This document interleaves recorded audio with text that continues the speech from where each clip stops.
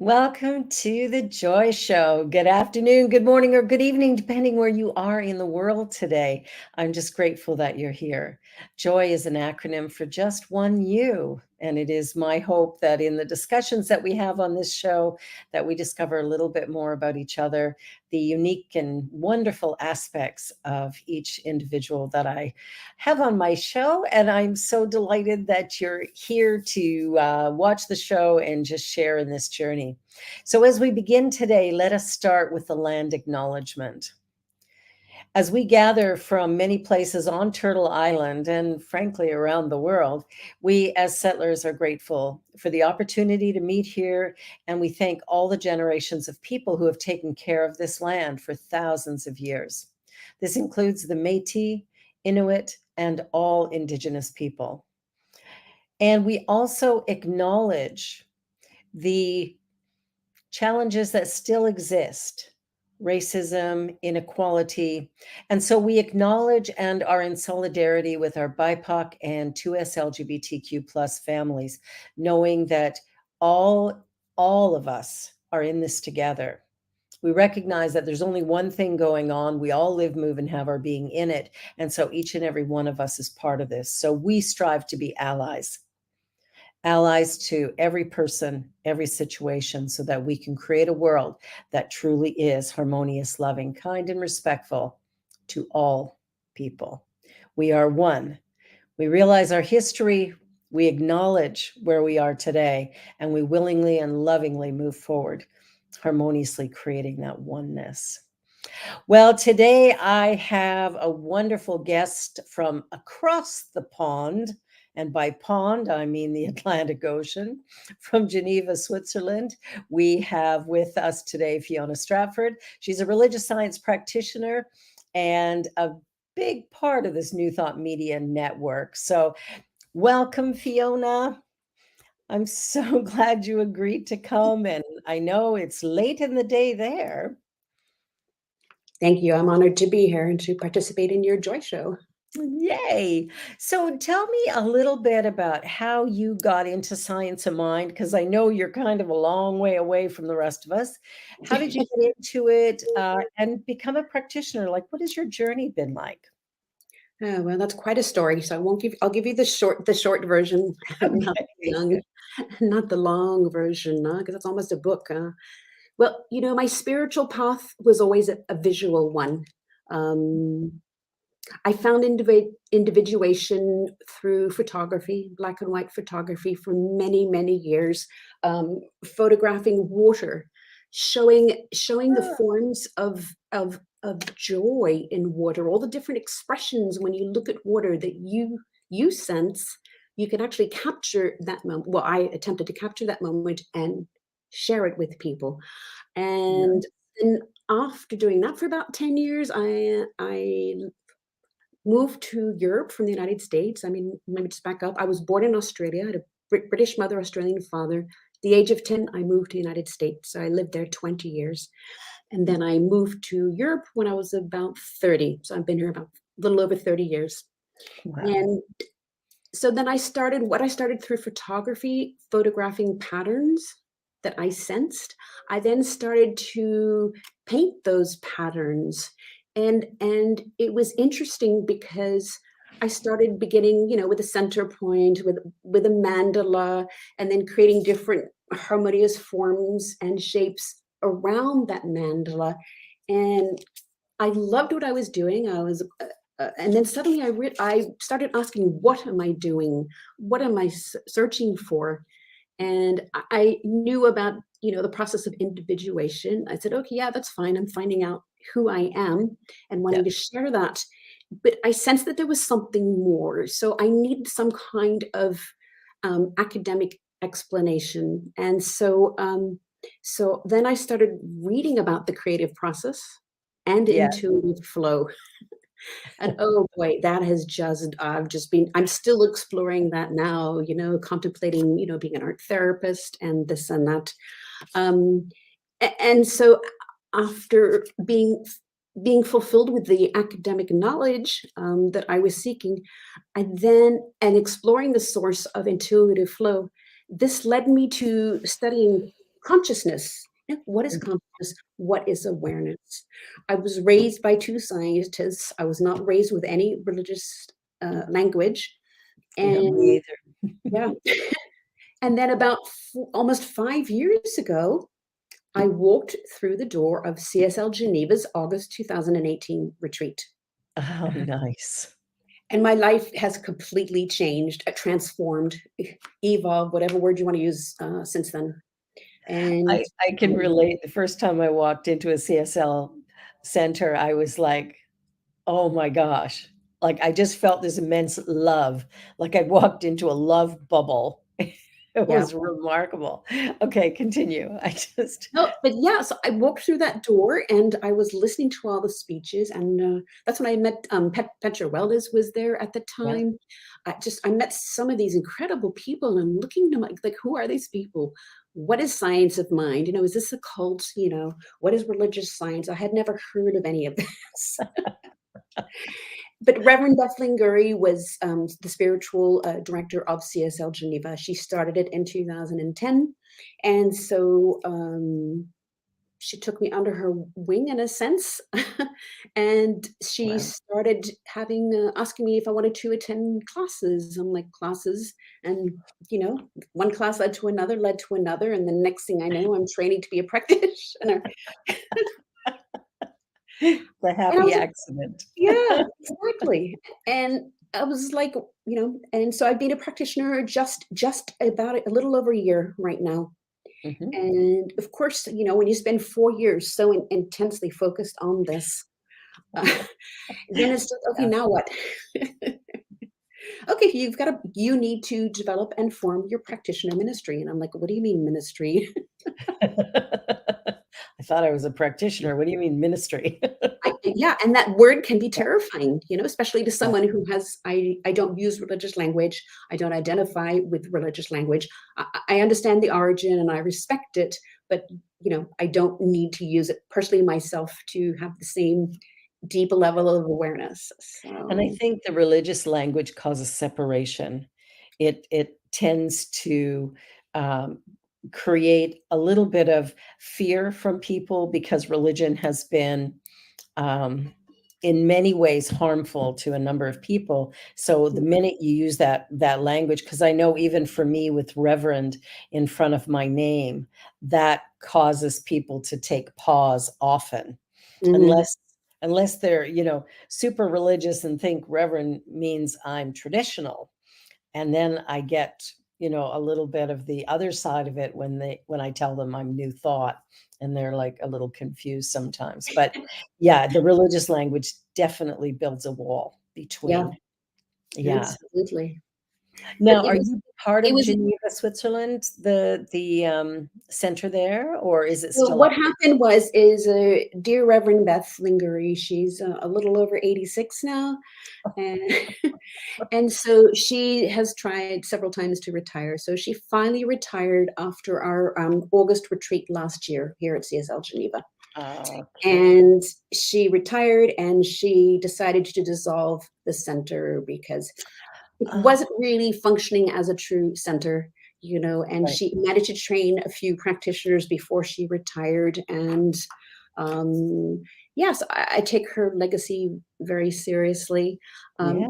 By dissolving the center, she actually gave me a beautiful gift. And that was to be able to transfer my practitioner license to somewhere else, somewhere that may, resonated more with my own values, somewhere I could participate actively given the time difference, all of the other centers in different parts of the world. Yeah. And I was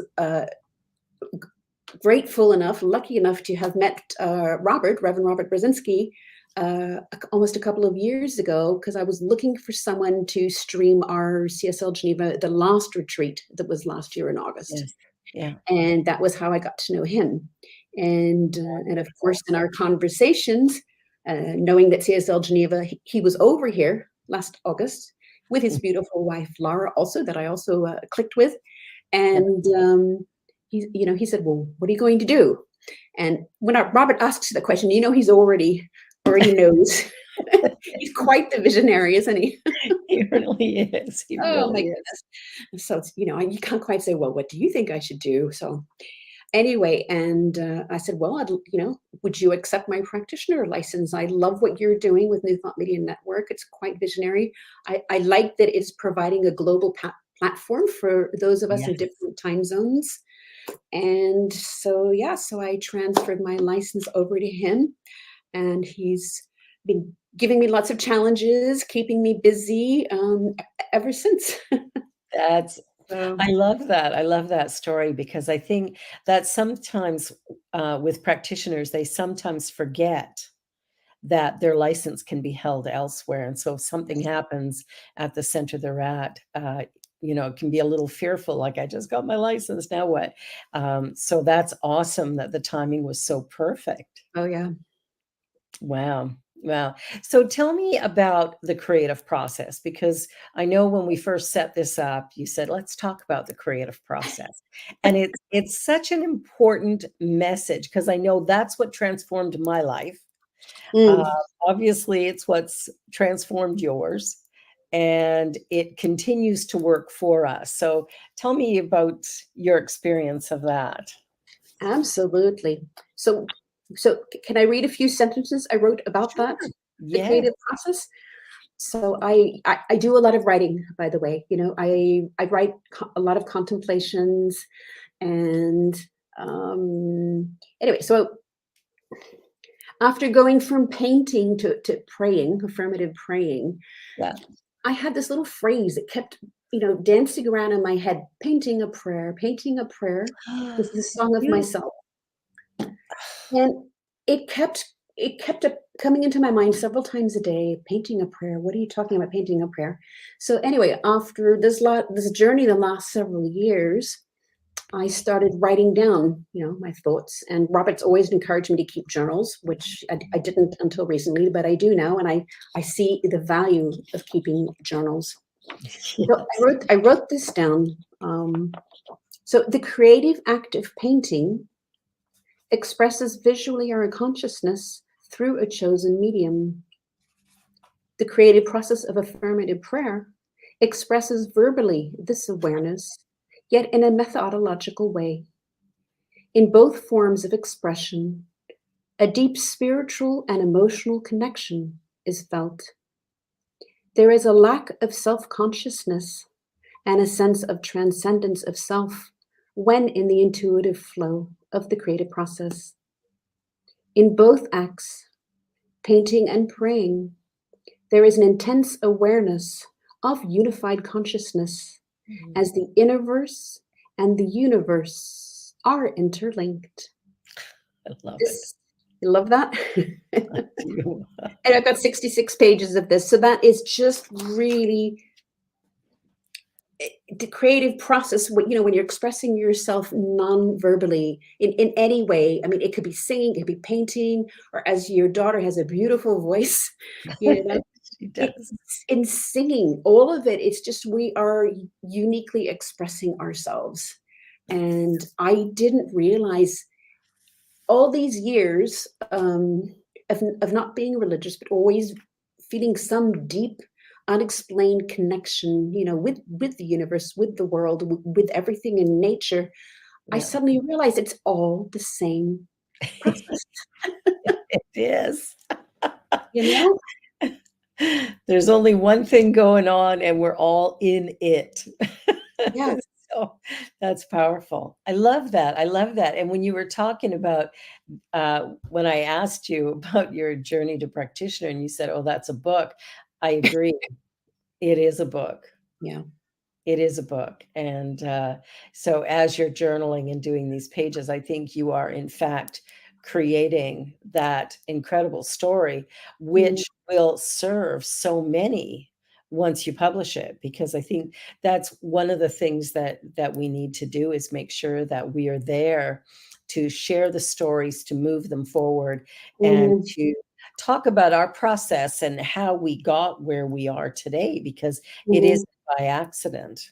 mhm, Yeah, this is basically the creative process in visual. It's our logo, but mm. it shows the descent of consciousness into form, which is the creative process. Thanks. Absolutely, yeah. Yeah. Thanks, that's beautiful, yeah. Yeah, I'm actually in the process of getting a tattoo that is I haven't found the exact symbol that I want of that V, right? That's what I want. Right. There's a couple of them that I've seen created that are a little more artistic or colorful or whatever, which is what I'm gonna go Mhm. with, but yeah, I gotta add to the add to the canvas. Well, if I dare make a suggestion, when Mhm. I do the V, I naturally do a little twist at the bottom.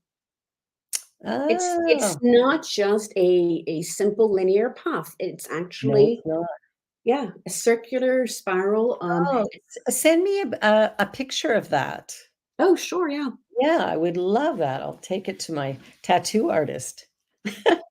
My gift from Fiona.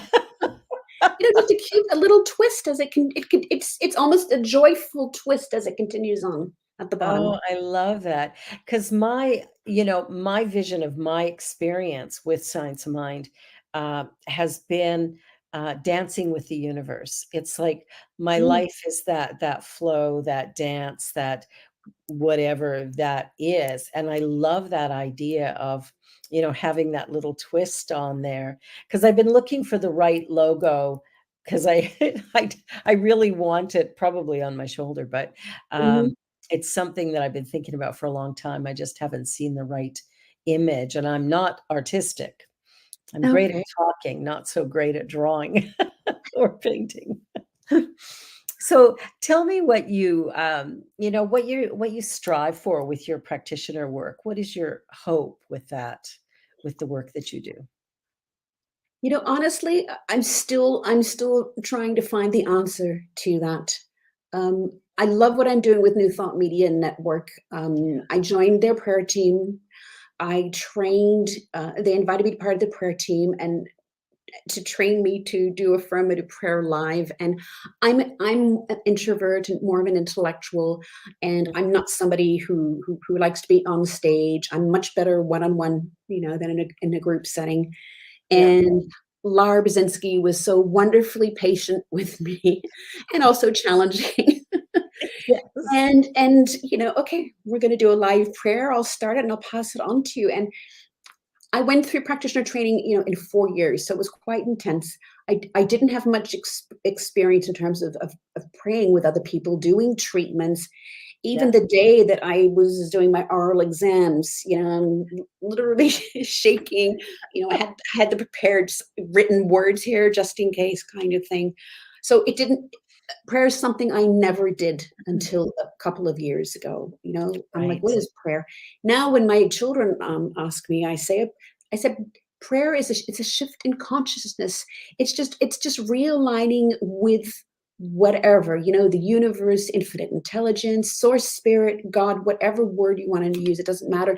But we all have a sense of being aware that we are aware, that we are Mhm. self-aware. And it's aligning with that, silencing the ego and Yeah, just focusing on that. And it's incredibly powerful, as you well know as a minister. I do Um, know. but in explaining it to my children, I also was explaining it to myself. Yeah. I don't see myself doing spiritual counseling. Mm, Um, Science of mind teachings they're not all, they're not ac- accepted in quite the same way over here as they are in the United States. There's a lot of pushback here against spirituality, against religion, and it Mhm. is a shame. I saw Reverend, she's now Reverend Laura Topper, who lives in the UK. Oh, does she want to explain that first? No? Yeah, the steps of treatment, the 5 steps, basically, narrowed down to the simplest. God is, I am, I know, I am grateful, I release and let go. That's Absolutely. basically, affirmative prayer in a real little synopsis. And Yep. by God is, it could be universe is, intelligence is, first cause is. Yeah. Thanks, Deja. That's awesome. Yep. Yeah. Go ahead, Fiona. Um, so I saw what Reverend Laura Topper was doing from the UK, doing morning prayer for months and months. Yeah. And I I could see how challenging it was to get people over here interested. What is she doing? What is she saying? And I agree, it is a challenge, and I'm gotten much closer with my Reverend Beth over here since she's retired. Because we're no Mhm. longer CSL affiliated in a way, so it opened up a potentiality for us. We are working together in different ways now, in a Nice. non CSL way through inspired writing retreats and this and that. There's Um, there's something that I did, because I found in Canada, there's still resistance to the idea of prayer as well. But what I call it is, whenever I would talk to anybody about it, I'd go, "There's this thing that I do." And people would go, "Oh, what is it?" "Well, it's just, this thing that I do, or, are you interested? I could do it with you." And, the results have been really phenomenal with that, mm, and so I don't know if that helps to take the word prayer completely away, and of course, spiritual mm, mind treatment, again, the word spiritual would be a trigger, but yeah, there's this thing that I do that might be helpful. Would you like me to do it with you? that's excellent. That's excellent to use. I've started using the word contemplations. Ah, yes, that's good too. So in March, because Reverend Bethan Guri had these inspired writing retreats, and unfortunately Mm, she wasn't able to be there in March to do the spiritual opening. And yeah. so I she knows she's trained me, and I said, "Hey, I can do it." So here I am standing in a room in front of 26 people, and I took my little favorite, spiritual mind treatment, my Yeah, contemplation, and I adapted the language, yeah, and uh, and I saw people kind of sit up and pay attention. Oh, this is it's not religious. no, What I did was it was mystical. What I was yeah, reading, helping people to reawaken to the healing flow of the natural world and life. And so sorry, it's a long answer to your question. no, My ministry will be that is using contemplations, you know, I to like reconnect people to the healing flow of life. And I think this is probably another conversation. I think this is what is really causing a lot of suffering in the world today. Is that not enough people are connected to the mysticism, natural mysticism inherent in the environment. So many people are so focused, on what may or may not happen beyond our existence. And I'm like, can we get back to being in touch with where we are grounded? You know? exactly. Let's get back to now. Yeah, Because now is the only thing that exists, like, let's just be present absolutely. now. Yeah. Yeah, I love that. Yeah, and I like the idea of mysticism. How is that received over there? Because I've not used mysticism in my marketing, but, as you say it, Holmes was definitely a mystic, Yes. and, Mm. I look at that word and I go, "Huh, that might be more palatable." It is for I would say for Europeans, Yeah, and also for my family being, Anglophones. I've got family in Australia, some in the United States and yeah, England, and spread around, and a lot of them were uncomfortable when I said, "Oh, I'm training to be I couldn't say religious science." They're like, "What is religious science?" I'm like, "Okay, it's like transpersonal psychology." know, Yeah, you find words yeah, that will work. But I do like the idea of mysticism and contemplation. I yes, think those are words that, as we're speaking, I'm going, "Oh, I could use those in my mhm, marketing materials yeah, because it just feels and it feels, more natural because it is what we do for certain. mhm.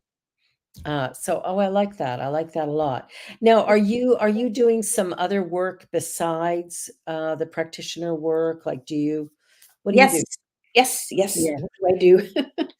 Well, I'm actually legally retired now at 60. I've raised 3 children that are 21, almost 25, almost 28. So, more or less they're on their own. I still have 1 or yeah, 2 at home, which gives me a lot of freedom to really, think about what do I wanna do? How do I wanna share, everything that I have learned and everything that I have become with the world? And I think, no, first of all, there's the contemplations. The yeah, second thing is the work I'm doing with New Thought Media Network, yeah. um, and I am also part of this inspired writing retreats, which I am working on with Reverend Beth and a few other, lovely women on Yeah. creating we call it Soul Sisters. Oh, So I like what that. it is that we're taking this inspired writing retreat and making it something that we meet monthly. So I'm trying to form a local community for myself and other people who want to get together and do what we call sacred writing, and it's Mm, really, yeah, getting in touch with the natural world, with yourself, mystical writing.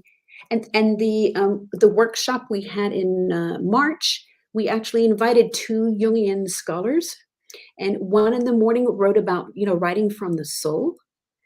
And mm. in the afternoon, the woman wrote about, drawing, creating images, you know, symbols, interpreted symbols, from that writing. And it was Wow, very powerful, very powerful. wow. And That so, sounds so, amazing. so this is something that for me, it's all coming together beautifully. So Yeah. the And yeah. the painting on the wall behind you, is that yours? Yes, yes, that's one of mine. Yeah, it's beautiful. Exactly. So Beautiful, I love it. mhm. Well, I think, that idea of soul writing is, that's one that really speaks to me. I've been journaling for years, so Mhm. I'm getting ready to move soon, and I'm thinking, "Am I gonna pack all these journals yet again?" Because I've been doing it forever, and I've got quite a stack of them, and I Yeah. tend to buy hardcover, Mhm. journals, because I do keep them. But it's interesting to look back on that writing sometimes and look at the evolution of the first time I did it, I was shocked because I went, "Oh, I've changed so much." It's 2000. I'm going to read a journal from 1988, and I'm going, "Oh, this is going to be amazing because I've changed so much." And what I realized was I hadn't changed at all. However, what had changed was my ability to love myself as I am. Right. That's what changed.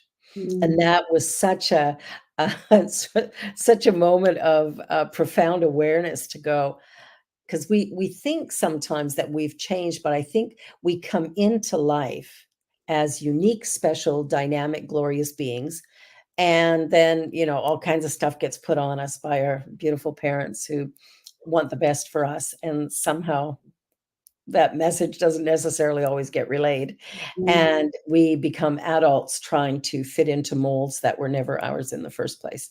Right. So it's that uncovering that, I think what I realized was who I was underneath all of this stuff was still Mhm. there. Stuff was being shed, slowly but surely. Yeah. Slowly but surely. So well, we're gonna take a little commercial break because we're at our halfway point. Yep. So, for all of you watching this incredible Joy Show, please stick around because we'll be right back. You're watching the Joy Show on the New Thought Media Network. Coming right back. Watch me change when you change the way you look at things. The things you look at change when you change the way you look at things. The things you look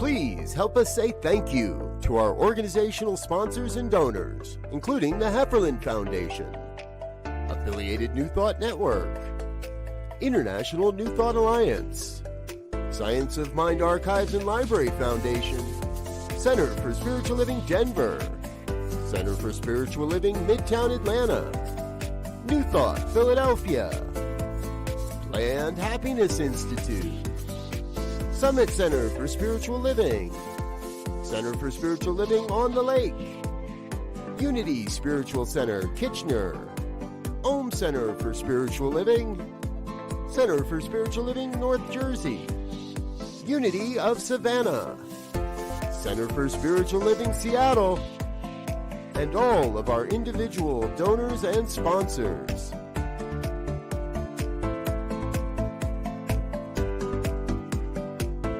Thank you for being a part of the New Thought Media Network.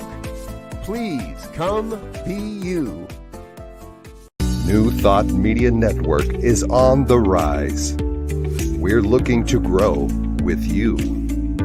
Do you have technical media experience or perhaps a desire to learn?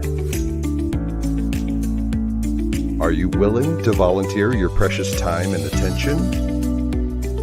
We share this message to benefit all. If you possess a computer with a camera and a microphone, we will share our knowledge with you. Behind the scenes or being the star, let us bless our one.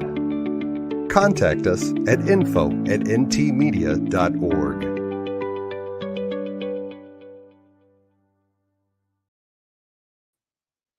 Welcome back. And my wonderful guest, Fiona Strafford from Geneva, Switzerland, a little hop across the pond. So, so I keep thinking about some of the things you were talking about with the sacred writing and stuff like that. Can you talk a little bit about what that is or what that process would look like? Ooh, sacred writing. Is it? It's actually very similar to the visioning process. Oh, I participate in Reverend Robert every Monday morning at 7 a.m. on the Mountain Time. He leads a visioning for 45 minutes, and I've been doing that for almost 2 years. So it's the same thing. Is you either listen to someone's questions or explanation. It could be about anything, any subject. It could be a quote, affirmation, and you reflect upon it, and then you write about whatever comes to mind. And over time, you can go back and look in your journals and see that there's a pattern there. And I'm just starting to see a pattern in my journalings after contemplating these visionings. So sacred writing from this group, well, they're mostly psychologists that are in this Inspired Writing Soul Sisters group. yeah. Reverend Beth and myself are the ones that are, have the CSL background. Yeah. But yeah, it's sacred in the sense that you're getting in touch with your intuitive voice, and allowing ideas to flow. Sometimes they ask you for images. So, draw an image, so I'm sitting there, draw, okay, what am I going to draw? And suddenly I'm drawing because I love the lotus. And so I just started drawing the lotus and the petals and this and that. And then you start doing maybe the roots and you start thinking about the environment of the lotus. And then you're just like, oh, that's interesting. Why was I thinking about that? So it's similar to visioning, which you know about. Yeah. Yeah, no, that's very interesting because I love that idea. I also love the idea of women gathering. Yes. I was at a gathering last night of a group of women, some from CSL and some from, just the neighborhood. And it was great just to sit down and share a meal and just talk. And one of the things we talked about was empowerment of women and how we might do that. Because, of Mhm. course, I don't know how much it's like this in Europe, but here it's very much male dominated. That's sort of the rule of the day for governing and everything else. And so there was, from some of the women, it was like, well, if we had sort of a a collaboration, if women learn to accept one another rather than competing, there's ways that we could make a difference. And somebody said, but the government and everything is set up in this male dominated structure that won't be easy to change. So there was a mix in the conversation, some going, it's possible for us to make a change, and then others going, there's no way it's ever going to happen. And that, I think, was a little bit enlightening too. Like, we're just at different places, because it is a big idea to begin to go to that place of true empowerment of women, and not just women, but empowerment of people. Where, Exactly. and I think that's the key, is all of us coming together to make sure that how we live is in a way of acknowledging our strengths rather than our weaknesses, and to see that the world can change. But it all comes from inside each one of us. What are your thoughts about the roles of women today, and how that might be Well, it's not altered something or we, improved? yeah. In a nutshell, the same problem is here in Europe, that Yeah. women have always been undervalued. And as you know, with the whole history of the church and everything, Oh, it was a decision that was made to allow men authority to suppress women, with their nurturing mystical powers, life giving. yes, So this has been going on. It's on every continent. The forever. women have been suppressed. And what is great now is that we are becoming more and more aware of that. Yeah, And as you know, awareness is a big step. But awareness is after power. that, it's how do you pass on our awareness? And that is really, for me, it's through educating the younger people, educating the Yes, children. And I think we need to start there. Sometimes I think that we raise our children because we want them to be part of our own culture, our own family culture, our own community, which extends out, on every continent, in every country. yeah, And what you're doing, and I'm guilty of this with my own children, is I'm educating them to protect them in a sense. These are our values, these are our beliefs. But I didn't say anyone who doesn't have these, is wrong or evil or whatever. So it didn't ever cross that. But when I lived 20 years in the United States, and what I saw and experienced there, it was at a much deeper level. It was almost, the racism that I saw there seemed almost ingrained in the culture. yeah, Um, it is. it was okay to be violent towards somebody, to take someone's life who wasn't a part of your own community. There Yeah, was no sense for me, and yes, I'm generalizing, no sense of that we are all one human race, you yeah, know? And you see the reverberations of that going on in the United States right now, which for me, living over here, having studied political science at the university there, yeah, it's really sad. It's really sad. So yeah, yes, I think we do need to start with the children, each I family, agree. each community, and find a way. How, well, say there's 1% up there. How how to knock them off of their pedestal. Maybe if enough Yeah. people are united.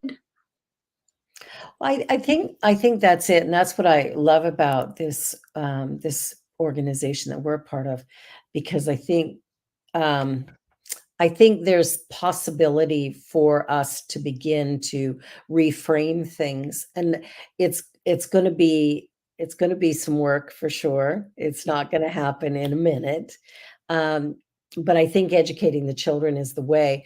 On Spirit Cafe yesterday, we had a woman by the name of Edwina Cowell. Mhm, I think that was her last name. Cowell, yes. And she started an organization with two other moms called Spiritual Play Date. mhm, And what they've created is like emotional, spiritual training and support for children. And it started with these three moms on the carpet with their three 7-year-old sons playing and Mhm. sharing ideas that help to instill confidence and the ideas of collaboration and cooperation and things like that. And Mhm. so their kids are now in their 20s, and they've created this incredible um, set of tools and books and everything to help parents begin to create these spiritual play dates so that Mhm. children are learning something different, a new way of responding to each other. And I think that is absolutely where we have to go, is with the kids. I like Mhm. to work with teenagers, and I'm watching teenagers today, and some of them are really empowered, like my daughter, who was Mhm. raised in this from birth, my youngest daughter, and how different she is from some of her friends Mhm. who are still living in the people pleaser, I've got to find the right job kind of thing to satisfy, my financial obligations, and, just different things about how we are in the world. Don't live your dreams, do what's practical. Mhm. And I think that's a message that is, hurting people, is that who you are is not enough. You Yeah. need to fit into my perception of what a woman Mhm. is, or a man is, or a child is, or whatever. So I think, there's definitely some work to be done. Absolutely, and I think our generation has really suffered from that. Those of us Yes. born in, the late in the 60s. I guess I was born 1962, but I've seen it Mhm. with myself and my brothers, and Yeah. yeah, it was all about, fitting in with Oh, society, you yeah. know, following Yeah. that German factory model of life. Mm. Well, that's it exactly, because I know for me, I was born in the 50s, and that idea of, you have to be slim, you have to be beautiful, you have to be wealthy, you have to dress a certain way, act a certain way, talk a certain way, and all those things, how they caused us to shrink, Yes. especially as women. And if Yeah. you're at all assertive, that's considered aggression if you're a woman. If it's Mhm. a man, you're just assertive and powerful, and that's awesome. But this a woman does the exact same thing, and she's aggressive, and we can't count on her, right? Like, it's interesting, the double standard. So when I look at things like gender fluidity and, you know, getting rid of these gender designations where all of a sudden it's they and them rather than her and him, I kind of like that, because it takes that label off. Yeah. If you're applying for employment, you're going to get a lower pay if you're a woman, but if they don't know, I mean, sometimes from our names, it's easy to tell, but, if you Mhm. choose sort of a neutral name when you apply, they wouldn't know. Yeah. And they shouldn't be able to ask what your sex is. Like, that puts a limitation on us women for certain. Absolutely, absolutely. No, there's a lot of repair work to be done. There's Yeah, absolutely no question about that, but, to put into action creating a world that works for all, it's where to start, and I don't think, saying, "Okay, we all need to start at the same starting place." no, I believe it has to come from an individual level. How can I make a difference? And I yeah, chose to make a difference through raising my children with a particular kind of consciousness, yeah, you me too. know? It's not necessary, yes, maybe you were born with DNA saying you're male or you're female, and I Yeah. did give my second daughter a very her name is Lyndon, and Nice.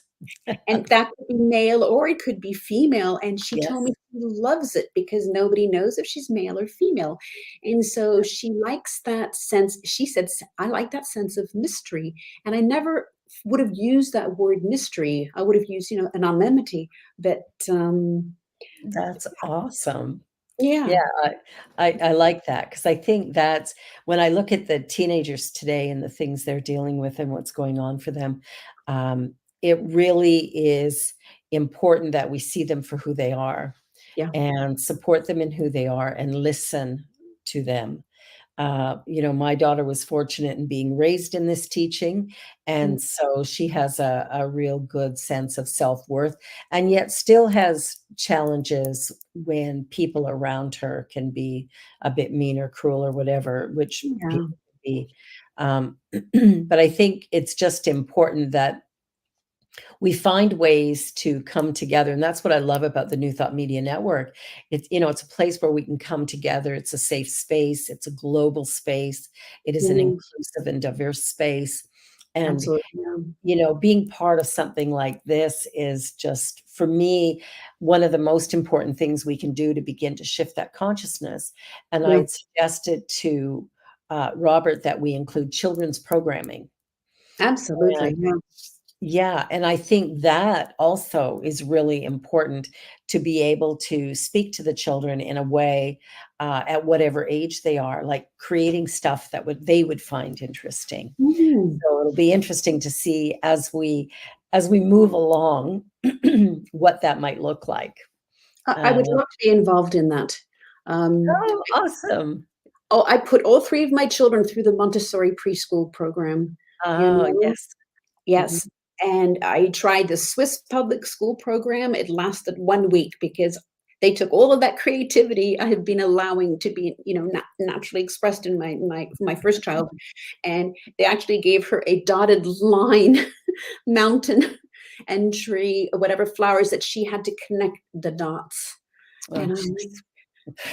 I was like, "Is this the way it's going to be?" And someone said, "Yeah, that's just, it's a particular way of teaching. Everyone has to learn." And that's very Swiss. Everyone has to do the same thing in the same way. It's very narrow-minded teaching here. It's the same thing here. Oh, really? My youngest daughter was educated in the French public school board. Right.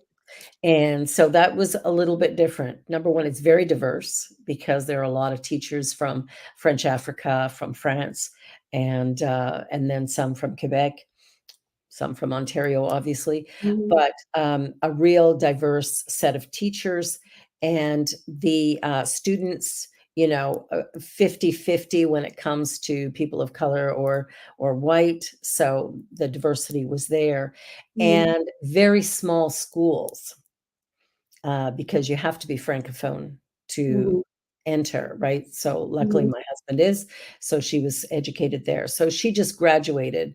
And what's interesting is in the schools that she was in, there's still that sense of, what they're doing is they're training soldiers, people that will conform and commit and do as they're told, who fear authority and that sort of thing. But luckily, she had me to counterbalance some of that. mm, So the fear of authority, she says it's there, but I don't really buy it because she really does stand up for herself. Her graduation ceremony is next week, and she's mhm. singing at that. And of Yeah. course, she has to sing in French because it's a French school. So she went to the principal. She's singing 2 songs. She went to the principal and said, "I wanna sing 1 song in English." And he goes, "No, you can't. The superintendent will be there," and blah. She said, "My family and friends are coming, and they will not understand a single thing through the entire event. This is the one thing I can do for them so that they'll feel included." And Wow. eventually he gave in, and the song she's singing is "My Way" by Frank Sinatra. That's perfect. That is perfect. I don't know if she told him the song, but I thought it's wonderful that, she stands up for and stands in the face of some of the things. And when she first heard that women were a minority, she came home from school, it was probably grade 7 or 8. And she goes, "Mom, I heard the most ridiculous thing today." And I went, "What's that?" And she goes, "Women are a minority." And I went, "Hold to that. Hold to that idea of how ludicrous that is." And that's where our shifts are gonna take place, is in our children. Absolutely. It absolutely has to be, and that's great. We've already started with our own children, and I Yeah. know that if my children have, if they have children, I know that that will continue. And it's interesting because my first daughter, when she went off to do university in England, of course, I'm like, it's not that far away, but still, it's far away. Um, Mhm. she did psychology, and then she took a year off, and she went to teach English in an international school in Cambodia. Oh, nice. I'm just like, I was so pleased that she was doing something different. But Yeah. she came back with that saying, education needs to be reformed. And yeah, so then she did a master's degree in the psychology of education, and she just started her doctorate. Uh, you know, Wow, also, good for and her. I'm just, oh, thank God I sent her to Montessori. you know. Yeah, yeah, and there's a school, I don't know what it is, but there's a school here, I'm sure it's all over the world, but it's one where the children aren't given any curriculum. Mhm, They arrive and do whatever they want, and mhm, at the moment that they discover something that they love, then every resource is given to them right. so Yeah, that they can explore their passion, their unique whatever. wonderful. And yeah, one of my clients was telling me about it because she wanted to send her son there, but her fear was that when it was time to go to university, because they don't give grades. So when it's time to go to university, how do you get into university? Oh, no, yeah, yeah. When you don't have grades. But I think, like anything, if you've been trained in that way to use your own creative potential to create whatever you're passionate about, I Mhm, think you will stand up in a university setting, even with the admissions board, and they're mhm, going to see the potential just from your absolutely, application. They're going to know that there's absolutely. something unique here. And Yeah. and I saw that with my, first daughter when she was doing, university interviews, and Yep. so she went to some of the traditional ones, like Cambridge or whatever. They interviewed her, and she came away, that's not the right place for me, Yeah. and so she chose a university where she felt comfortable that she could be herself and continue to be herself. And even though I'm in the background like, "Oh, hallelujah," I couldn't I couldn't let her know, like, "Oh my gosh, I've been waiting years and years," because, as a parent, you give and you give and you give and you guide and you counsel, but then you have to step back and Yeah. let it all kind of, marinate in a sense, You have and to trust them to be themselves and to find their path, right? yeah, yeah, and that's a beautiful gift to give anybody, actually, not Yeah, it necessarily a really. child, but, Yeah, um and it's hard for some parents. Every now and again, I'll hear a parent talk about, "Oh, my kid, I just need to get them to do this or get them to do that, and they're not studying enough, and they're not." And it's, it's like we're on this treadmill. Here we have standardized tests at grade 3, 6, 9. I don't know if they have them at grade 12 or not, but Mhm, 3, 6, and 9 for sure. And a standardized test is for every student so they can judge the teachers and the school as to how they're mhm, working. right, So when my daughter went to do her test in grade 3, and of course the teachers put a lot of pressure on. We got to study for that test. You got to do great on that test, right? So the kids are taking on all the responsibility for something that has nothing to do with them. yeah, And when Genevieve was on her way to go and write that test, I said to her, I said, firstly, everything that is ever known is already known in the one. And so as you drop your awareness, everything you need to know, you already know it. So don't worry mhm. about that. And the other thing is this test isn't for you anyway. This is this is for your teacher in the school. Yeah, So relax, have fun, and just do whatever you want. wonderful. And and she was like, "Oh, okay." So all the pressure that had been placed on had been taken off. Oh, And that's I amazing. think getting that message to our kids that, the way the schools are set up around the world, I'm sure, Oh, yeah, is yeah. conform, conform, conform, put 40 people into a room with a teacher and try to get them all to learn in exactly the same way, Ah, which is impossible. that's ludicrous. It is, and then we label the kids. "Oh, Mhm. you have this disorder, that disorder." We slap all these labels on rather than Oh, yeah, saying, "Oh, I've been through you're that. unique." Yeah, "You're unique this way or that way," right? Yeah, yeah. Your kid's got ADHD, what medication, counseling, I'm like, Don't label my children. My children are expressing themselves, they And labeling just it sets them up for then, assuming that label, that there's something wrong with them. I'm broken. I'm Yeah, broken. I'm Yeah. broken.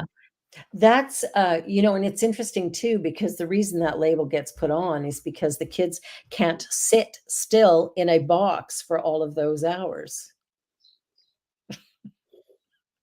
Hello, Absolutely. children don't sit still at the best of times. Well, a lot of us adults don't either.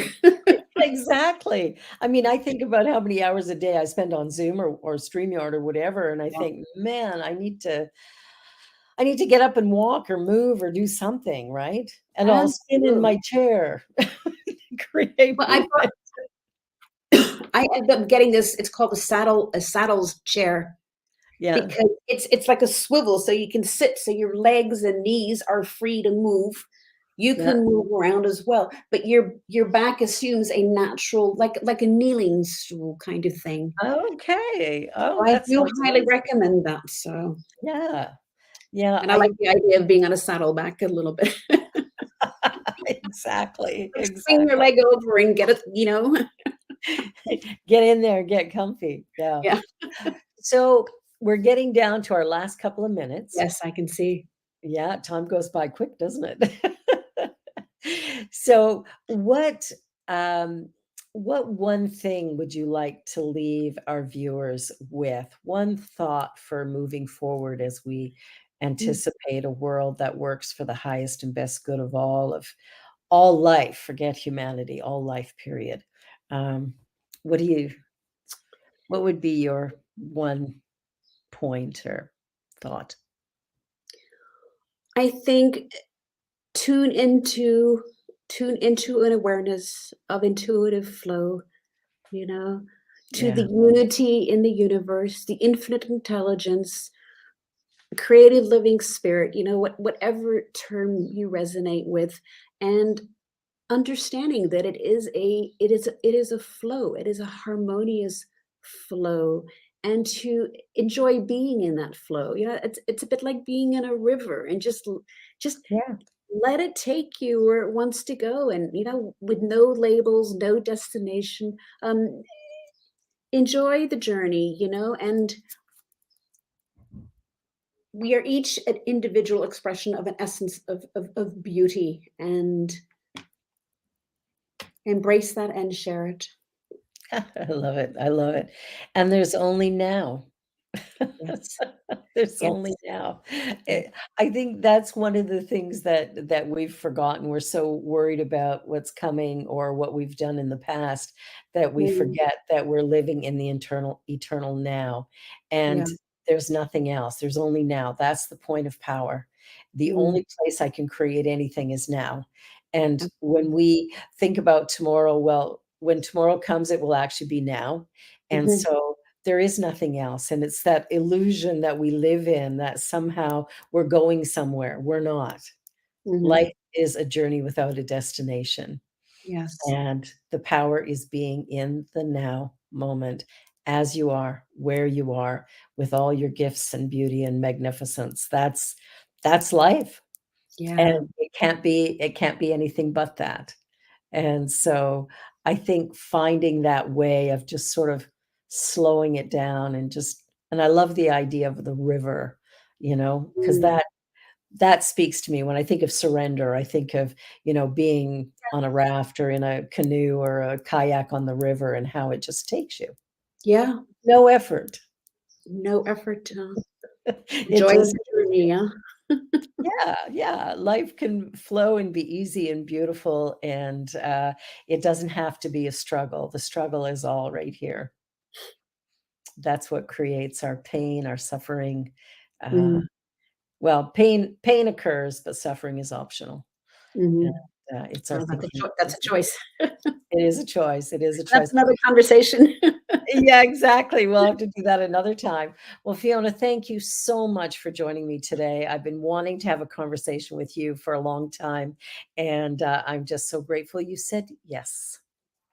And I'm so grateful for you for asking me. Thank you. Beautiful. Beautiful. Thank you.